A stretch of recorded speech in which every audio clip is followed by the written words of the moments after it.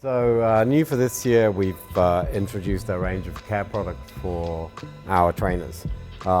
We did a lot of research and we found the product from Famaco was the best we could find.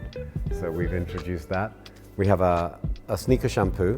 It comes with an applicator built-in, so you don't have to have a separate brush or anything.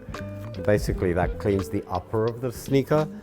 We've got a sole cleaner for use on the soles. It's a spray, you spray it on and then wipe it off, and it cleans up all those dirty marks you get on the soles, particularly on white soles. We've also got, when it's really, really dirty and you want to make it like new, we've got something called White Express. This also comes with an applicator, and it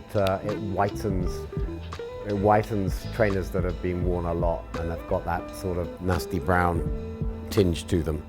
And then finally, for those of us who are challenged with slightly smelly feet, we've got shoe deodorant.